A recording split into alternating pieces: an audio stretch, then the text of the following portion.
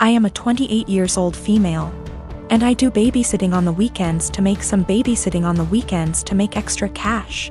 There is one family I definitely should have phased out by now, but the kids are cute, and if I don't have another job, it's easy money. My issue is, the mom is never home on time. She used to not give me return times, but finally I started asking as it made it impossible to get anything done on the weekends. I'd go babysit so she could go to brunch, but she'd be gone from 11 a.m. to 7 p.m. My whole day was gone. After that, she'd start giving me times but never stick to them. She wouldn't even call to tell me, she'd just stay out. On Saturday, I got to her house at 6 and she was supposed to be home by 9. I told her she needed to be on time because I had plans to go out with friends. I was even getting ready at their house after I put the kids to bed. She promised. Of course, 9 o'clock rolls around and she's not home. I call her, no response. Text, no response. Another hour. Nothing. Still calling and texting. Finally, it is midnight. By this point, my plans are long ruined, but I'm pissed and exhausted. I call her and leave a voicemail saying if she's not home in the next hour, I'm considering the kids abandoned and calling the cops. I also text her this. I try calling her 30 minutes later and it goes to voicemail on the second ring. I text her again and she leaves me on read. If she had reached out saying, hey, I'm staying out until X time, I would have stayed. I don't know any of her family nor the father of the kids, so I can't call them. I gave her a grace period of 15 minutes and tried calling again, finally called the cops, non-emergency line. They showed up and I showed our agreement in text from earlier in the week confirming that she'd be home by 9. They tried contacting her, didn't answer. I was dismissed and they took the children to the police station. I go home and go to bed. I am awoken at 3 a.m. by a frantic call. It's her. Where are the kids? Why am I not here? I tell her I followed through on my threat, check the police station. She cursed me out, I hung up and went to bed. The next day, she sends me an essay saying the kid's father was called and there's a DCF investigation launched against her. She called me every name under the sun, but I didn't think I was wrong until I spoke to a friend with kids. She said I should have just waited it out and refused to ever sit for her again. She asked if her potentially losing her kids was worth me being petty. My mom left my dad when I was 17, I'm 29 now, and had a new boyfriend literally straight away. We all suspected that she was cheating with this dude beforehand, but there was never any proof and she even to this day refuses to admit it. She had 2 more kids with this guy. When my mom and dad broke up, I moved out to live with my dad who had moved back in with his parents. The major reason for this was because she told me to leave as I kept fighting with her new dude. I really did not want to deal with a new guy in my mom's life, and I was really upset that she didn't give a shit about how much pain my dad was in. When she told me to leave, something in me changed and I am still unable to forgive her.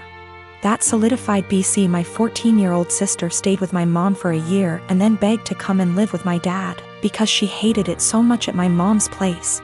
And my sister and mom were close, so for my sister to feel that way, it must have been bad. Since I was 18, my grandparents kept pushing me to start a business. BC. I liked to tinker and had built a few specialized tools for a niche construction industry that my dad was in, and they saw potential in me. They gave me a lot of money as an investment, actually they mortgaged their house, that's much they believed in me, and basically, I majorly lucked out and managed to land some national contracts at 24 that turned into more than a few millions of dollars over a few months when the business boomed. The profit trajectory has risen since then, and basically, I'm living a life I never thought would be for a schmuck like me. I moved my dad, sister, and grandparents out to the East Coast a couple years back, and we've started a new life. I am surrounded by people who see and saw the best in me, and I'm grateful so much. BC. I was seriously messed up after my mom blew our family apart. For the last couple years or so, my mom has been on my case to reunite with her. She is getting increasingly more insistent that I go visit her and her boyfriend and kids, and keeps trying to guilt trip me because my sister has a much more privileged life now and my younger 2 half-siblings don't. She keeps telling me that even if I don't forgive her, I should look out for the kids as they're innocent in all this.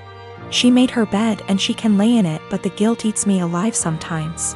I just can't forgive her though. My husband Tim has a serious dairy allergy. I'm talking about an actual immune system reaction, not intolerance. His allergy is serious enough to cause acute enterocolitis, but he hasn't needed an EpiPen since he was a kid. I work full-time and also have some seasonal work this holiday season because Tim has been without work. And money has been very tight. As a result, I barely get to rest. The holidays are especially hard, and I found myself getting just one day off every 2 weeks for almost 2 months straight. As you can imagine, that day off means the universe to me. Now, Tim loves dairy, and will sometimes intentionally eat things which trigger his allergy. Lately, it's gotten out of hand, with him going from one risky meal every 4 to 6 months, to every 2 or so weeks. In fact, it always seemed to coincidentally line up with my time off, and I found myself spending my one day taking care of him. Last week, I finally asked him if he was intentionally timing it to line up with my day off. I fully expected him to say no, but he admitted that he was doing it to make sure that he'd have a nurse. And so he'd have someone close by in case he had an especially adverse reaction and needed a hospital. I was livid, and told him that he was selfish, robbing me of my rest. I said that if he made himself sick again, I wouldn't take care of him. I'm exhausted and I need to decompress. He didn't say much, so I thought he'd heard me. Fast forward to Friday night. I get home from work, and a few minutes in, Tim gets a pizza delivered. I ask him why, when I'm making dinner, and he shrugs. I ask if a large garlic Alfredo pizza is worth the pain, and remind him that I won't be giving up my rest day again. He smirks and eats an entire slice while grinning at me. I left it at that and went back to my dinner. Predictably, he got sick, profusely vomiting, retching and groaning from the intense cramping and diarrhea. I slept in the guest room to get away from the sound and smell. He called for me several times and I repeatedly told him no. Hours later, he was still sick and woke me up at the crack of dawn to go get him Pedialyte and meds because he was very dehydrated and still in pain. I told him to order it in and asked him to get out and let me sleep. He was still whimpering when I eventually got up to shower and eat. Again, I did nothing to help or comfort him. By evening, he was sulking, and by morning when I had to work, he was enraged. He yelled, and by the end of the day he told our friends and family that he nearly died and I neglected him. His family accused me of passively trying to kill him. His mom called, shouting that he could have had a life-threatening reaction due to my petty actions.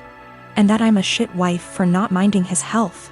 I'm starting to feel guilty because she's right and he could have been seriously hurt. My husband, Asian, and I, American, welcomed our firstborn 4 weeks ago. The baby is healthy, thank God, but I'm exhausted, haven't fixed my hair, barely able to shower and cannot sleep. My husband's family had been pressuring us to visit to meet the baby. I tried to hold them off as much as I could, but yesterday, I was surprised to find them standing on the porch. Turns out hubby invited them for dinner. I was embarrassed and felt like I wasn't ready for visitors, judgmental ones at that, cause the house was a mess, y'all. Anyways, my husband sat with them while I fed my son. Then later I asked my husband if we should order takeout for dinner. He said no, because his parents would find this rude and unwelcoming. He suggested that I go inside the kitchen and prepare something, anything long as it's homemade. I said fine, then went and made some mac and cheese. The reason I prepared this meal is because of how easy it is. Once I served the family, my husband's mom looked at me and was appalled. I noticed something was wrong. She asked if I really found it appropriate to serve her and the family mac and cheese. I asked why not, and she went on a rant about how disrespectful this was and that I clearly have no experience in what is right and wrong when it comes to hosting. I said, excuse me? Who said I signed up to host an expected visit from them? And she took it as in I didn't want them there. Her husband said they were just there to finally see the baby that I kept them from seeing for an entire month. That's a whole month of his life they'd missed out on. We had an argument and they decided to go home. My husband said that deciding to serve his family mac and cheese was more offensive than serving them nothing at all. I told him I was too exhausted to cook their traditional feasts that I was forced to learn from his mom. He took offense and said that I was being mean and disrespectful towards not only his family but his culture. I went inside the bedroom to stay with my son. My husband stayed on the phone with his family for an hour, then kept giving me the cold shoulder. and refuse to eat what I cook in support of his family. I understand how some guests might find it offensive, especially his family, but I was just trying to make a quick homemade meal like my husband wanted.